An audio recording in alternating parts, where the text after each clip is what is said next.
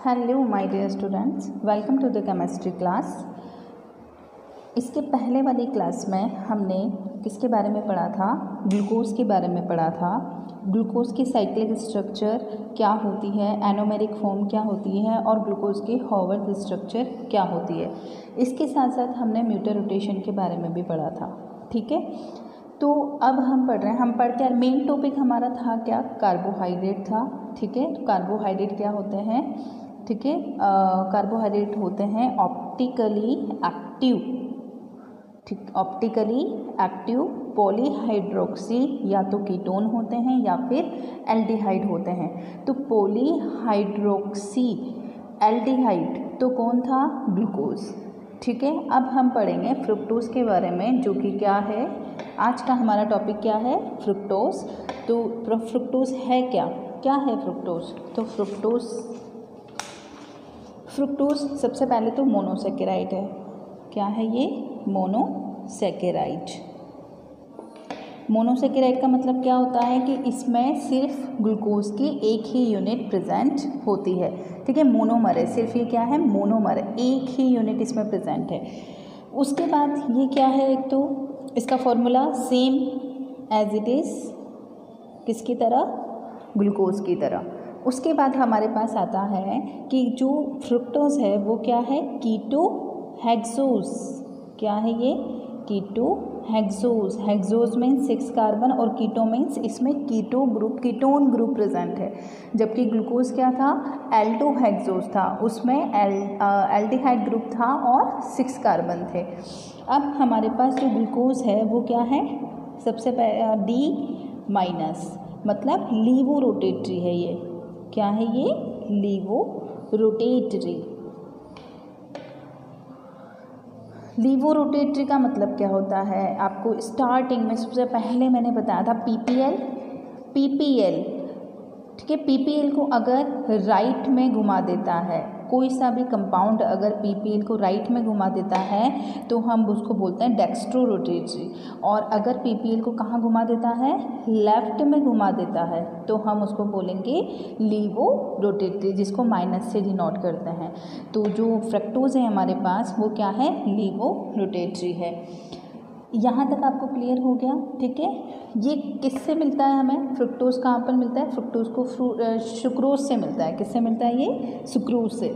और सुक्रोज का जो फॉर्मूला है वो क्या है? C12H22O11।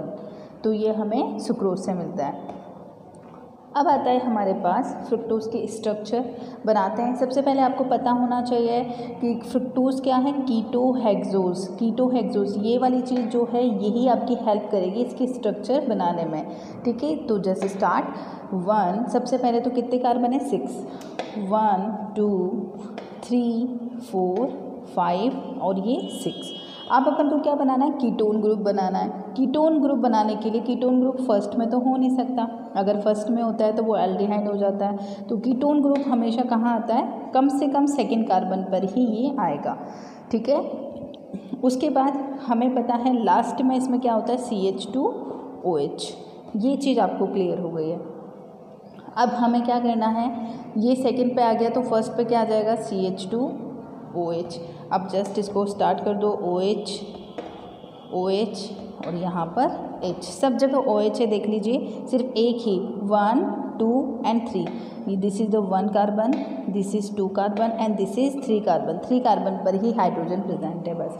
अपोजिट देख लीजिए, इस पर कुछ नहीं आएगा क्योंकि कार्बन की वैलेंसी 4 होती है। तो 1 2 3 4 ऑलरेडी फुलफिल है इस वाले कार्बन की, 1 2 3 और ये 4। OH opposite, H opposite H।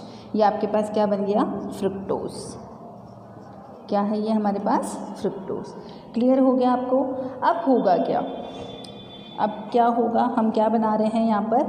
इसकी साइक्लिक स्ट्रक्चर अगर अपन को बनानी है, साइक्लिक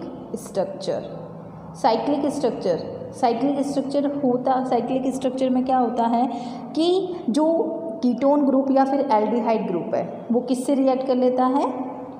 वो किससे इंटरेक्ट करता है? हाइड्रोक्सिल ग्रुप से, OH ग्रुप से रिएक्ट करता है। ठीक है, क्या? एक बार और बोल रही हूँ, साइक्लिक स्ट्रक्चर बनाने के लिए हमें जो कीटोन ग्रुप होता है या फिर एल्डिहाइड ग्रुप होता है वो हाइड्रोक्सिल ग्रुप से इंटरैक्ट करता है। तो इसमें कीटोन ग्रुप भी है अपने और हाइड्रोक्सिल ग्रुप भी है। हाइड्रोक्सिल ग्रुप यहाँ पर भी है, यहाँ पर भी है और यहाँ पर भी है। ये इसी से ही क्यों रिएक्ट करेगा? 1 2 3 4 5 नंबर वाले OH से ही ये रिएक्ट करता है, क्योंकि इसी से ही रिंग की स्टेबिलिटी सबसे ज़्यादा होती है। अगर ये और किसी से रिएक्ट करता है तो रिंग की स्टेबिलिटी कम होती है। 5 नंबर वाले OH से रिएक्ट करने पर स्टेबिलिटी इंक्रीज़ हो जाती है। इसलिए ये रिएक्शन यहीं पर ही होता है ताकि इसको स्टेबिलिटी बहुत ज़्यादा मिल सके। तो अब हम बात करते हैं यहाँ पर कि जो अब देखिए एक और चीज़ टर्म आती है हमारे पास, हेमी एसीटेल और हेमीकीटेल। हेमी एसीटेल ग्लूकोज क्या बनाता था? Hemy acetal. जब भी CHO प्लस OH जब भी ये मिलते हैं तो हमारे पास क्या बनता है? Hemy acetal. और जब भी कीटोन ग्रुप प्लस OH मिलते हैं तो हमारे पास क्या बनता है? हेमीकीटेल।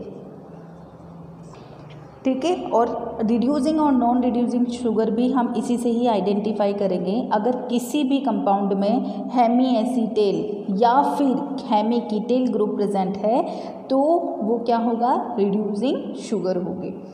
ठीक है। और अगर हेमी एसीटेल या हेमीकीटेल प्रेजेंट नहीं है तो वो नॉन रिड्यूसिंग शुगर होगी। ठीक है। तो ये तो आपके पास हो गया चेन स्ट्रक्चर ऑफ ग्लूकोज। अब हम बनाने वाले हैं क्या? Chain structure of fructose. और अब हम बनाने वाले हैं ring structure of fructose. Ring structure में अपन को क्या बनाना है? जो हमारे पास यहाँ पर कीटोन ग्रुप है, कीटोन को इंटरैक्ट करवाना है किससे? C5 पर जो OH प्रेजेंट है उससे, ताकि हमारे पास क्या बनेगा? हेमीकीटोन की हेमीकीटेल। क्या बनेगा हमारे पास? हेमीकीटेल। होगा क्या? ये वाला जो OH है मैं इसको थोड़ा बड़ा बना देती हूँ। OH, इसका जो H है वो कहाँ चला जाएगा? इस वाले O के पास। ठीक है। क्या कहाँ चला जाएगा? इस वाले O के पास। और हमारे पास जो ये O है ये क्या बना लेगा? रिंग बना लेगा। क्या बना लेगा? ये रिंग। तो अब आपको अगर मैं इसकी स्ट्रक्चर बनाती हूँ, इधर बनाती हूँ 1 2 3 4 5 और ये 6, इस पे है CH2OH। और यहाँ पर ये क्या बन चुका है? अब क्या बन चुका है? ये OH। तो OH मैंने कहाँ पर बना दिया? यहाँ पर। और ये जो इससे CH2OH जुड़ा हुआ है वो मैंने कहाँ पर बना दिया? CH2OH। बाकी आप सेम कर दीजिए, H OH OH H। और ये वाला इसका जो हाइड्रोजन था वो तो कहाँ पर? O से जुड़कर क्या बना लिया उसने? OH। तो फिर अब हम क्या बनाएंगे? ये जो ऑक्सीजन है ये क्या बना लेगा? रिंग। ये क्या बना हमारे पास? हेमीकीटेल। क्या बना ये हमारे पास? हेमीकीटेल। क्लियर है? हेमीकीटेल। अब हमें पता है हम एक ही कार्बन के ऊपर किसी एक ग्रुप की पोजीशन चेंज हो जाती है तो हमारे पास 2 फॉर्म बनती है जिसको हम अल्फ़ा और बीटा बोलते हैं। तो एक ही कार्बन के ऊपर OH है, अगर इसकी पोजीशन चेंज हो रही है तो हम इसको क्या बोलेंगे? क्या बनेगा हमारे पास? अल्फ़ा एंड बीटा बनेगा, फॉर्म बनेगी। तो यहाँ पर देखिए OH अंदर क्या ये OH अंदर है तो ये क्या बनेगा हमारे पास? Alpha D fructose,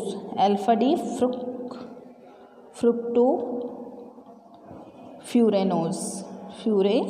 ring structure को फ्यूरेन बोलते हैं। फ्यूरेन मतलब 5, फ्यूरेन मतलब पायरेन। कल हमने पढ़ा था पायरेन और फ्यूरेन। पायरेन मतलब 6 मेंबर्ड रिंग। पायरेन मतलब 6 मेंबर्ड 1 2 3 4 5 6, ये 6 मेंबर्ड रिंग। ठीक है। जिसमें कि एक क्या होना चाहिए? ऑक्सीजन होना चाहिए। ये क्या है? पायरेन। और फ्यूरेन मतलब 5 मेंबर रिंग। 5 मेंबर 1 2 3 4 और ये 5। ये क्या है, फ्यूरेन, 5 मेंबर्ड रिंग जिसमें कि एक ऑक्सीजन होना चाहिए। तो यहाँ पर अपने पास 5 मेंबर्ड रिंग है, देखो 1 2 3 4 5 मेंबर्ड रिंग है हमारे पास। तो इसको हम क्या बोलेंगे, फ्यूरेन। तो इसका नाम क्या बन गया, अल्फा डी फ्रुक्टोफ्यूरेनोज।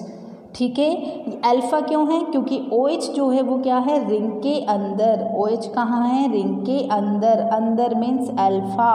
सेम चीज़ आप इधर बना दीजिए। अब हम क्या करेंगे, 1 2 3 4 5 6 कार्बन पर CH2OH।